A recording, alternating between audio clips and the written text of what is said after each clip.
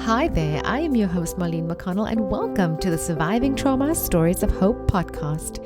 In this week's episode, I am happy to welcome the brilliant David Greenwalt to the podcast. David is a certified health coach, fitness expert, author, husband, father, former police officer, gym owner, competitive state level bodybuilder, and powerlifter. In 1997, at age 32 and a body weight of 235 pounds, David discovered an evidence-based approach for getting off his 50 excess pounds, keeping it off for 25 years and counting. Since 1997, through his company Leanness Lifestyle University, David has been helping student members from every walk of life lose excess fat, keep muscle, and manage this crazy life. This episode discusses the obesity epidemic, possible solutions, eat less, exercise more, calories in and calories out.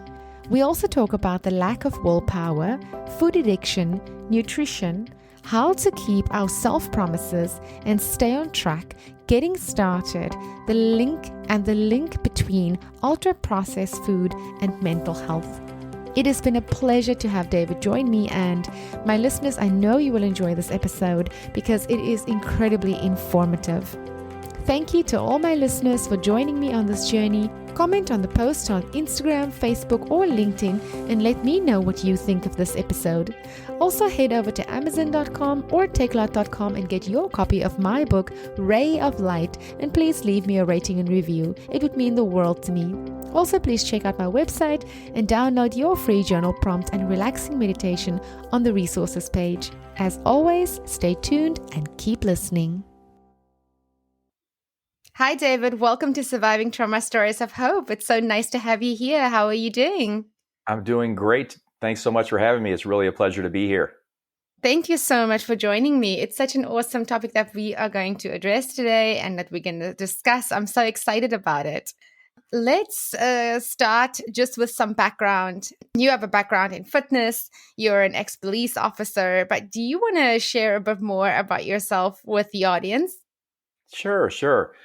So yeah, for whatever reason, something in my DNA has always had an interest in fitness. I remember in grade school, even being, 9, 10, 11 years old, and there was this President's Council on Physical Fitness award you could win. And you had to throw a baseball a certain distance and broad jump a certain distance and run, a distance in a certain time. And I don't know why, but I wanted that award. I mean, I have no idea, but there was just something in me. And so I still have the certificate and the little patch they gave you and all that, from way back then. But so I've always had this interest, but in my kind of senior year of high school, I got involved with kind of a local mentor and got involved in kind of training for bodybuilding. And so I did bodybuilding and powerlifting for a number of years. I was a police officer then.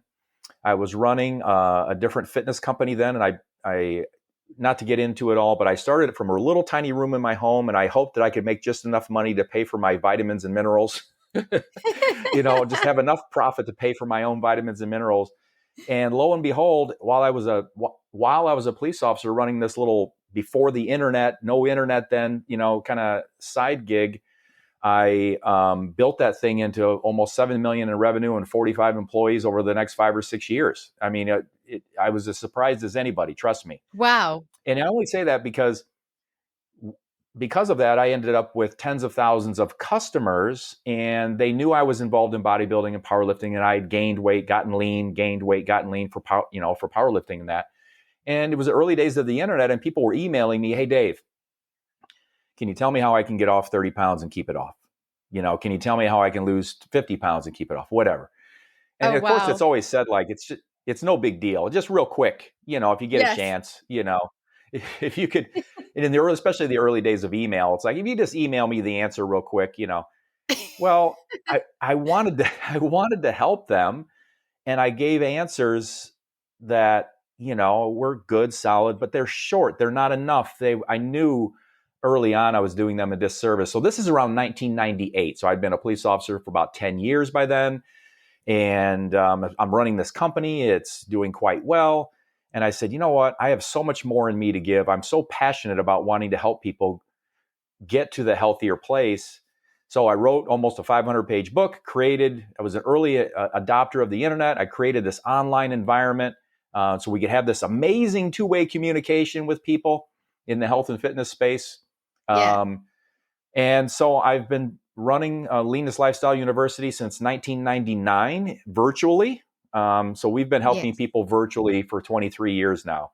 And still just as passionate today, which I know it's not hard for people to kind of hear in my voice. It's just so natural. I really am just so enthusiastic about being able to help people in this space who are looking to, get from where they are to someplace healthier and better. So here I am, married, 3 grown kids, a little Maltese dog that we love to death, and just loving life.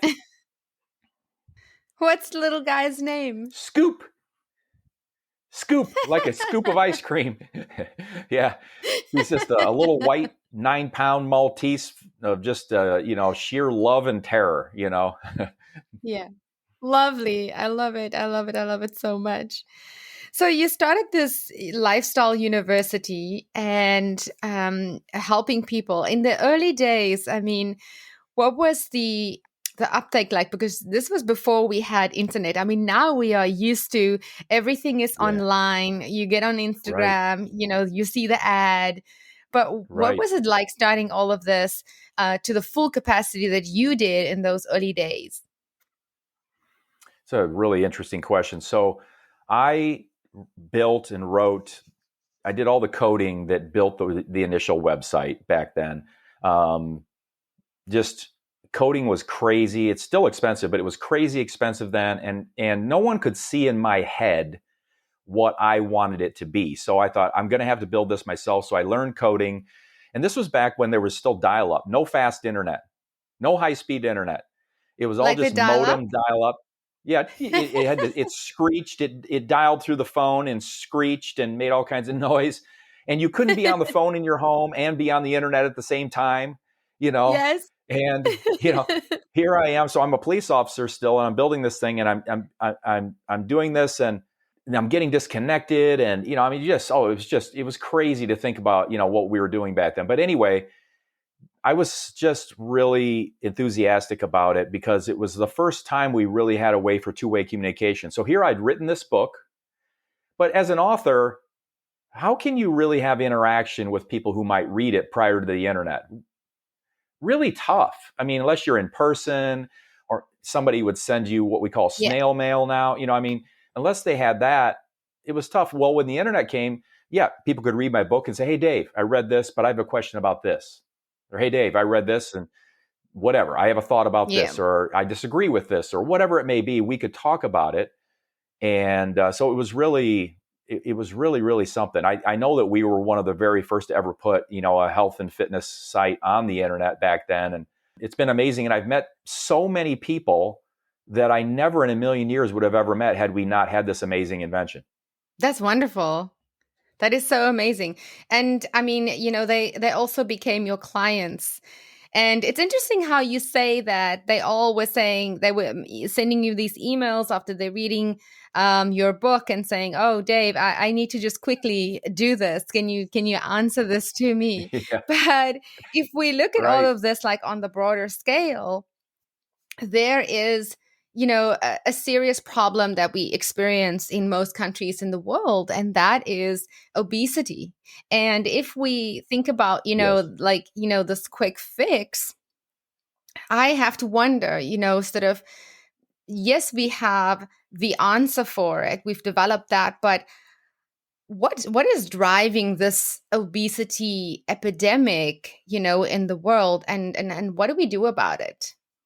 That's a great question. And it's one that I think about all the time. And so, and study it every day and work with clients who are suffering from the consequences of what's going on every day. So in our modern society, especially in the United States, but in developed nations, and the United States, from all I know, does lead the developed nations in the problem of obesity. We have the highest obesity rate.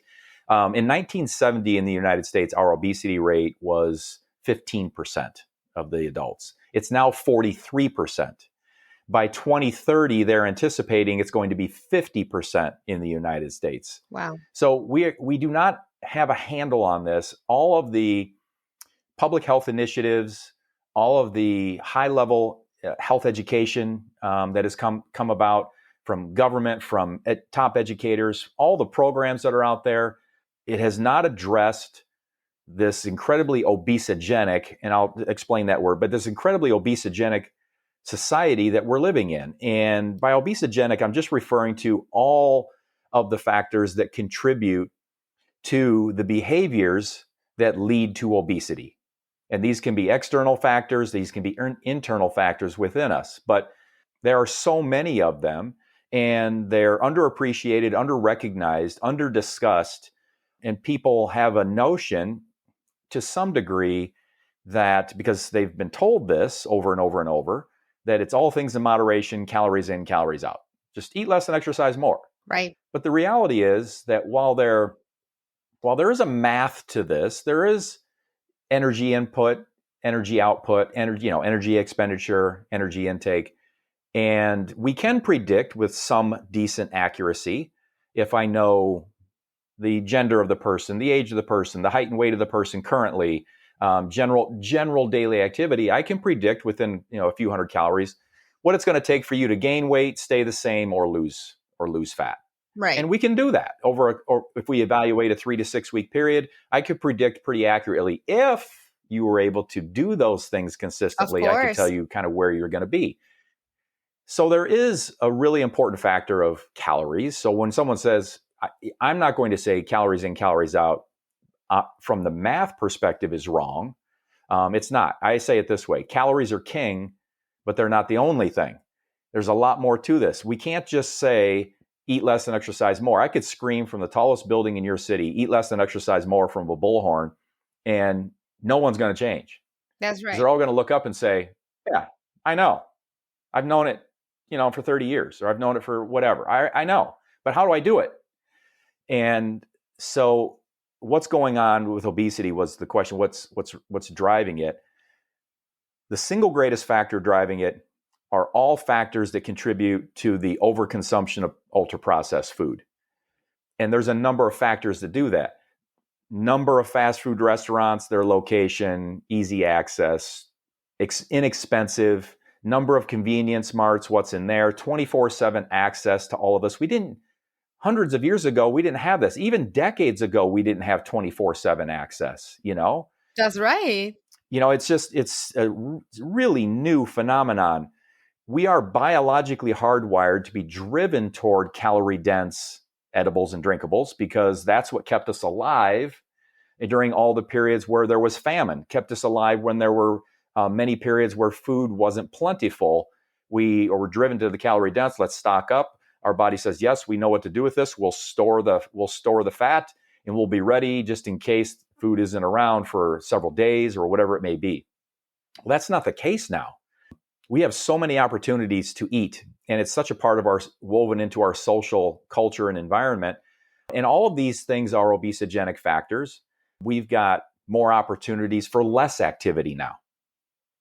That's an obesogenic factor. We have the opportunity to physically work less, kind of a more generalized. Of course, there are people who work very hard physically, but generalized, we have much more opportunity to physically work less now. And, other obesogenic factors include just parental and guardian modeling. The obesity rate for kids is staggering now. Diabetes in kids didn't used to be a thing. It almost didn't exist. And now it's becoming quite prevalent, in children. And so the parents are trying their best. I've got 3 grown kids now, but I remember when our kids were little, and we work with people every day who have small children, and navigating this environment themselves while trying to feed their kids is really, really difficult until they get an understanding of all that's going into this, and all that's contributing to this overconsumption of ultra-processed food. Right. You have marketing. When was the last time you saw Brussels sprouts advertised on television? I love Brussels sprouts. Right? Yeah. Though? I mean, think about it. Everything that's advertised on a billboard, on a sign, in a magazine, on television, or the internet, or wherever it's all junk. It's all ultra-processed food. It's, um, and so And it's you've also got all cute. of those factors. I think Say that again. I'm saying, and it's also cute, the way that they advertise is that it's also cute advertising. And, if you go up to a Chick-fil-A, you don't just get French fries, you get waffle French fries. I mean, who doesn't Yeah, want a waffle French fry? So, there's it's this sexy. It creativity is. in the marketing that, Right. yeah, It really is. And then you've got incredibly smart people in the food science world that work for fast food, big food, whoever, who their purpose is to find the bliss point, as it's called, of whatever they've produced. And that bliss point is that perfect combination of not only sugar, salt, and fat, but also whatever industrial additives need to be added for flavoring, mouthfeel, taste, texture that gets us to go, wow, that's amazing. yeah, I definitely want to remember that. So we get the dopamine hit, and our brain goes, I want to remember that. I definitely want to have that again. And from a business perspective, from a profit perspective, that makes perfect sense. It's yeah, get repeat buyers. But the way I have to phrase it is repeat users, not even consumers, yes, because we start to become and can become users of the ultra processed food. And that's one of the key obesogenic factors that is underappreciated, is the fact that one of the obesogenic factors is that ultra processed food in and of itself can be addictive. And then that becomes an obesogenic factor, because now we aren't just talking about something that we just rationally make a choice to consume or not consume. We become, or to some degree, in a larger percentage of people than is appreciated, we can become hooked. yeah. So all of these factors are, important in trying to figure out, what are we up against? What are we really facing here? And what's really driving within us the behaviors that really just don't feel and seem rational when we look at, I know that I'm experiencing these negative consequences, yet I still engage, in this behavior. And that's where some of these things can become compulsive in that way, and that it's irrational. And we're doing it despite negative consequences. And a lot of people are aware of that. Some people aren't aware, but a lot of people are aware, and they're like, gosh, even though I know, I just can't seem to stop. Part of that reason is the addictive aspect that comes in, that kind of helps really clear up what is observed as irrational. Even to the person, they think they're weak. They think they have low willpower. They think they have something wrong with them a lot of times. They think that, they've tried so many things and they haven't been successful. They've tried all things in moderation. What I say is all things in moderation, including moderation. It depends on the person. It depends on what it is. Sometimes, and I'm not talking across the board here, sometimes 0 is better than 1. I agree. And David, I mean, do you also think, I mean, we talk about willpower, but my mind is going to leading by example. If we talk about families, we spoke about kids. If we're saying that we're questioning the willpower and we look at all of these factors that you've just mentioned in the adult, leading by example, it perpetuates the problem, because the kids will just automatically follow in that footsteps because that's what they know. Yes. Right? Yes. How do you deal in your business with breaking that Yeah. cycle? Starts with the parents. It starts with the guardian or the parents. We do everything we can to help the parent guardian do what they want to do, which is get healthier, get to a healthier place, live healthier, lead by example. They want to lead by example. They want to give their kids, be a good role model for their kids. A lot of them are confused at first. They underestimate, because it's all things in moderation. That's the message. And don't get me wrong, I'm not against moderation. I just want to making the point that each person is going to have a need for some uniqueness in their plan, and perhaps a level of adapting where maybe certain things aren't available in the home for the adult. Right. Maybe they can be available at a restaurant and you're fine, but if you have it in the home, it's overeaten. Maybe there's all kinds of factors that go into it. Maybe it's a specific type of ultra processed food. Maybe it's a time of day. Maybe it's a social situation. Whatever the situation is, we may need to come up with a plan that helps them to, I'm going to say, quote unquote, abstain from that trigger situation, the trigger environment, the trigger food, so they can navigate that. So as far as the lead by example, it's so critical because, now that my kids are all grown, 28 to 33 years of age, I get to say, looking back on it, that they hear us, but they see us.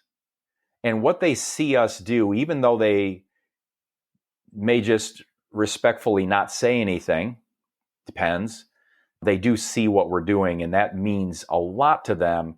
So we just have to do what we can. I don't want to put more guilt and blame and pressure on parents, but as the parents lead, there's a greater likelihood that the children are going to follow.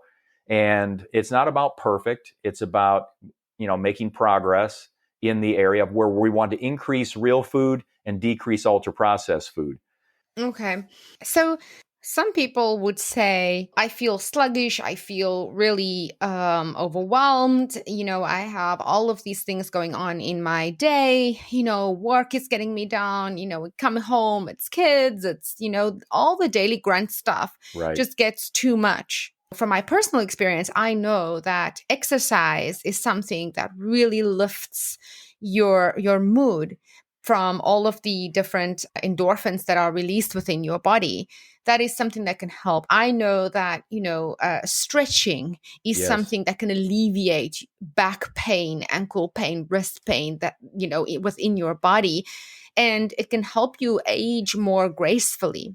But for some people, they have a mental block about exercise or even stretching or anything of the kind, even if they have to do it from the television, being prompted in the safety and comfort of their home. So how would you advise someone like that and tempt them to lean more into an active lifestyle? It's a great question. We can't force anyone to have, I'll say, a strong enough why to want to do some of the basic things. And if not, then whatever they can do is what they can do. We're going to try to increase just general daily activity. Just walk. Just do something that's not sitting based, but as we can, yes, your body can be all the gym you need, especially in the beginning. You don't need equipment to get an incredible workout and and when I say incredible, it doesn't have to be, just sweat pouring off you, but I just mean a good workout. And it can be sweat pouring off you. You're literally laying in a puddle of sweat when you're done with nothing but your body being used as the exercise vehicle. But it can also be quite moderate where you are moving and it can take 5 minutes and it doesn't have to be it's got to be at least 30 minutes or it's a waste. That's not true. Movement, can be movement in good. So we want them to start wherever they are and incrementally try to just take the next step, whatever that may be. It may be as simple as if they're in a particular neighborhood where this makes sense, walking around the block once a day. It can be, just doing 5 on your knees push-ups. It doesn't have to be 5 lean against a wall push-ups. You have begun a strength training at that point. And the other thing I'd say is, one of the things I like to do is people, a lot of times, and often many years ago, unbeknownst to them, they'd kind of gotten into the habit of breaking self-promises in this area. I'm not saying in other areas, and this isn't about a character moral thing. It's just years ago, they had said, I'm going to do this. And then that promise didn't hold up, it fell down, it fell apart the next day or whatever happened. And what a lot of times happens is that habit of making a promise to yourself and breaking that promise in the health and fitness space becomes a habit. So I'm a huge fan of making I say it this way, let's make a deal with the universe. And this is just how I think about it. You're making a self-promise, but I say make a deal with the universe where it's something so incredibly small. And I say to people, no, think smaller. Okay, I'm going to do whatever for 7 days. Oh my gosh, that's way too big. Go smaller. Okay, I'm going to exercise today for an hour and a half. Oh my gosh, that's way too big. Go smaller. I'm going to exercise today for 30 minutes and oh, that's big. Okay, can you go smaller? I'm like, geez, Dave, what do you want me to do? And I was like, get small, but I want you to make a promise to yourself that you're going to do it. And I want you to feel 95 to 100% confident that you will do it. Okay, I want it so small that in your crazy busy life, you're like, oh, well, I can do that. I mean, and it can be as simple as you could take say you've got tennis shoes that you exercise in or whatever. Take your tennis shoes and put them where you might put them on. I don't know. Take your workout clothes and lay them out. You don't even have to put them on. Just lay them out. Some people will say, I'll say, if they don't belong to a gym, if they do, I will go to the gym, but I make no promises that I'm going to work out. Great. Perfect. Awesome. But the idea is, or when it comes to nutrition, we might say, I will eat 1 baby carrot in the next hour. Great. Yeah. If you say, depending on the person, their situation, circumstance, you say, what's your confidence level that you can eat one, eat, and I don't come up with it. They come up with it.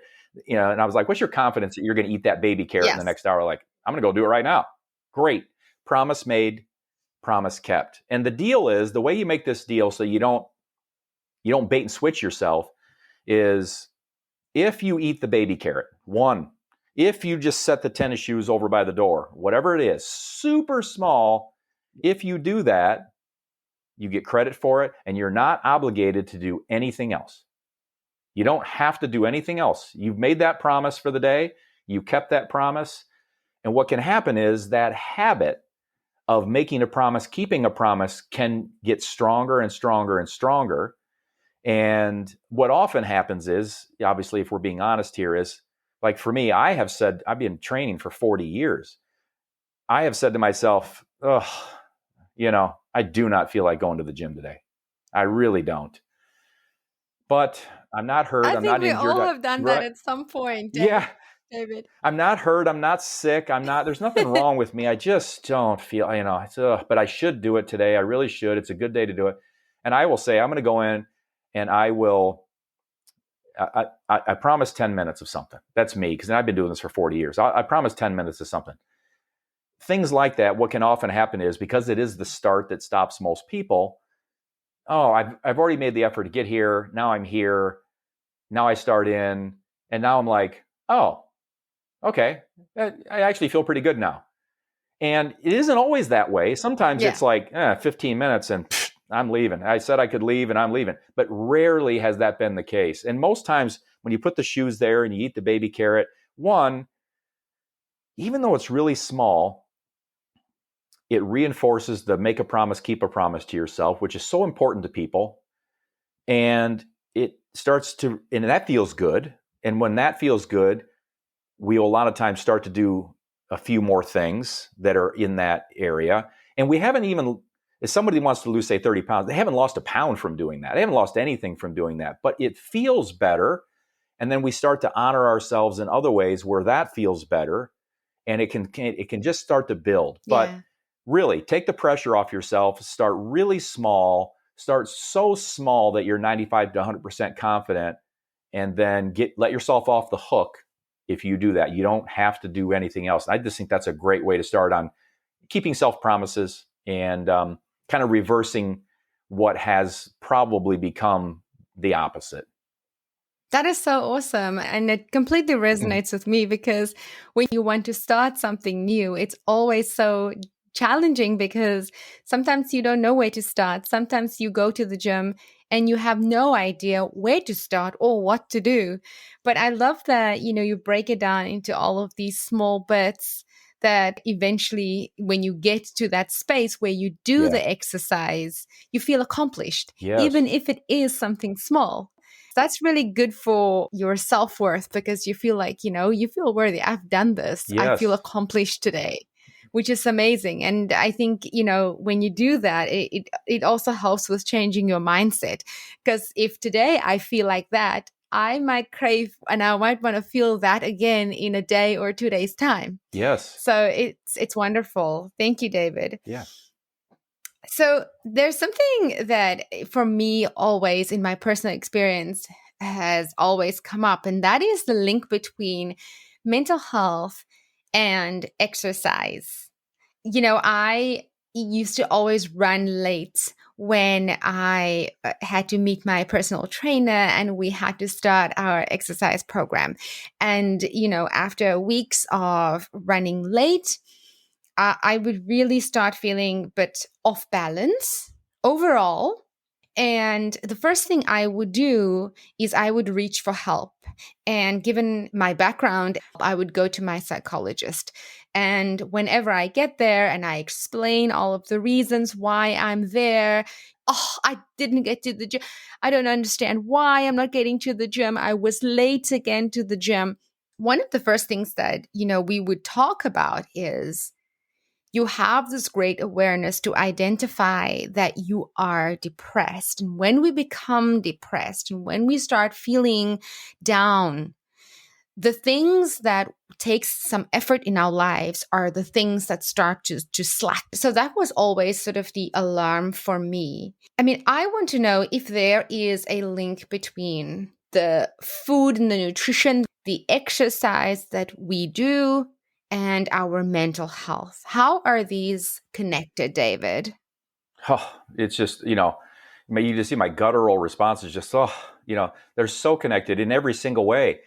Exercise is a known antidepressant, anti-anxiety, stress reliever. There have been research studies that have shown that, again, I'm not saying for everybody, but a large number of people that have a lower level of depression, that exercise has been more beneficial than drugs that have been administered, so on and so forth. And I'm not saying one over the other. Speak with your physician, psychologist, psychiatrist, obviously. But the research is very clear on that it's an amazing antidepressant, anti-anxiety, stress relieving, natural, amazing what it does for neurotransmitters in the brain and brain health and rewiring the brain and neuroplasticity and all of the science that goes into this amazing brain that can change.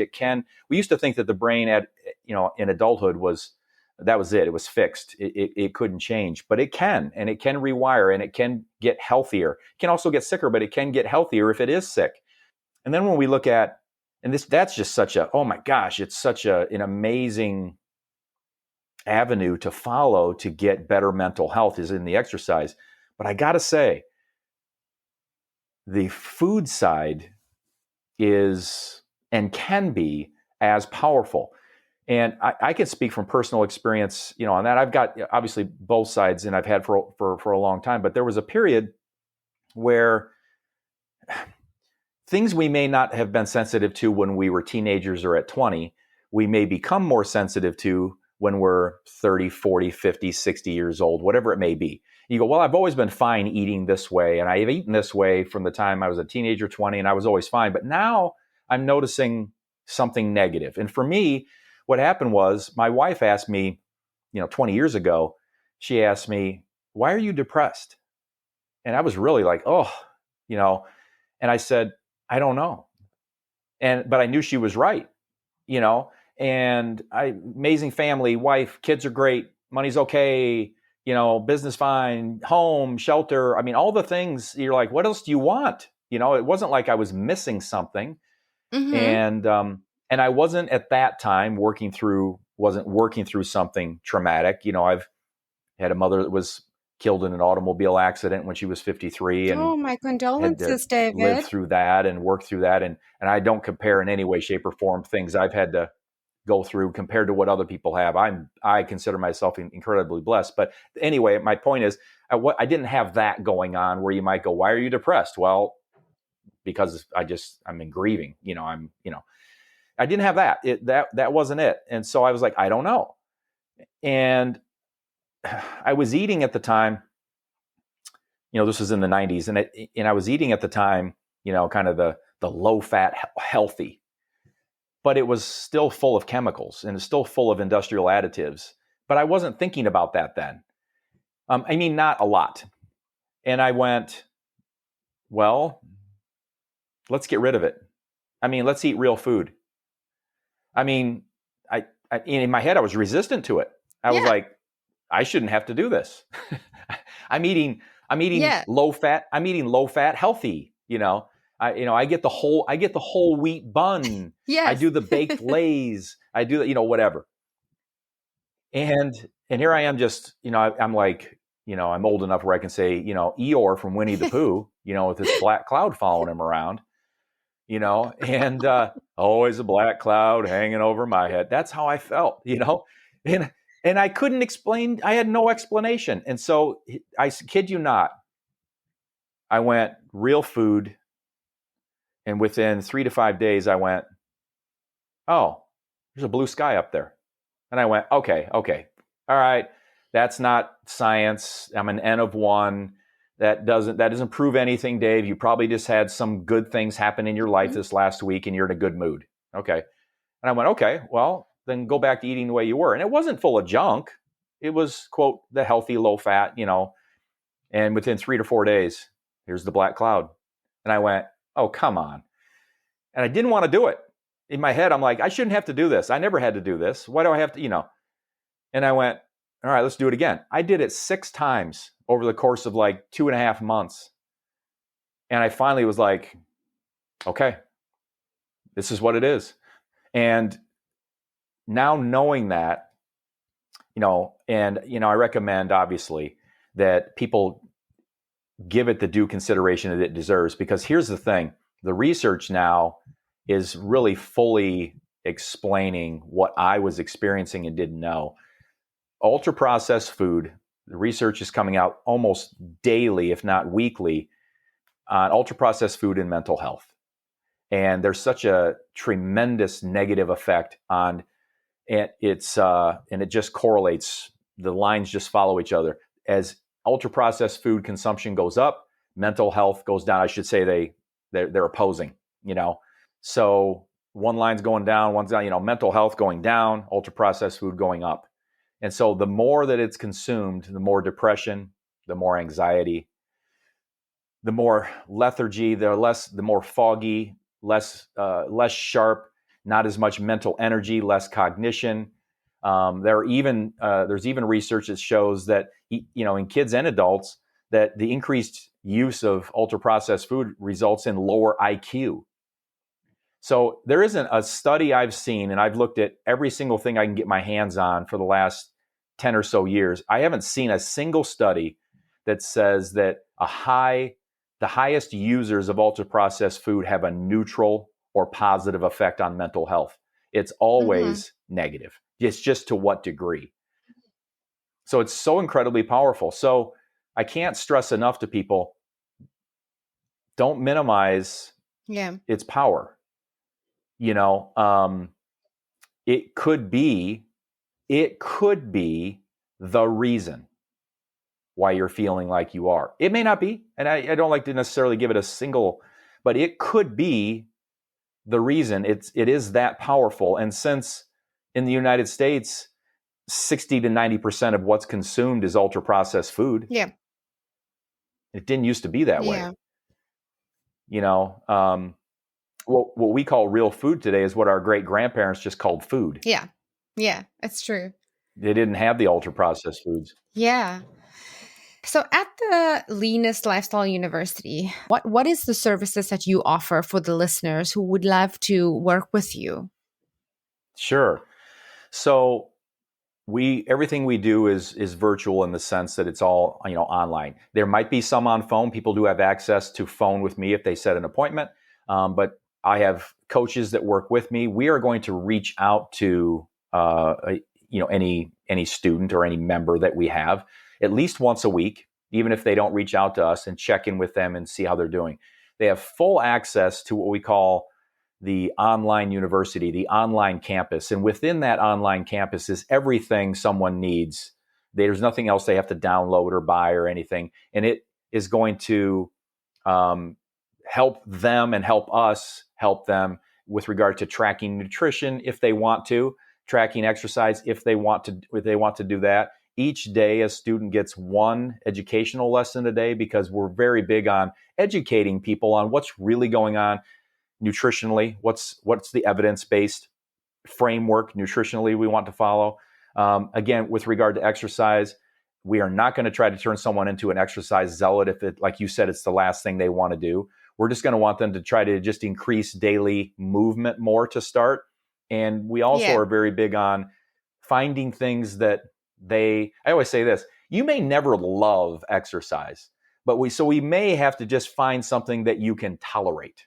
You're like, the best it gets is I do it for my health. It's like, that may be the best it gets. And if so, great. But finding things that people enjoy enough to repeat and do are things that we're going to help them do. So we're very personal at helping them do that, finding out where they are nutritionally, having them incrementally improve, giving them the one lesson a day, providing accountability for them so that they have someone that cares deeply about their success and cares about them and oftentimes I have to tell my coaches, remind them, we can't want it more than they do, because my coaches are like, I want so-and-so, so bad to just da-da-da-da-da. And I'm like, I know. So there's that. And then we're going to look at things beyond nutrition and exercise. Lots of places have that.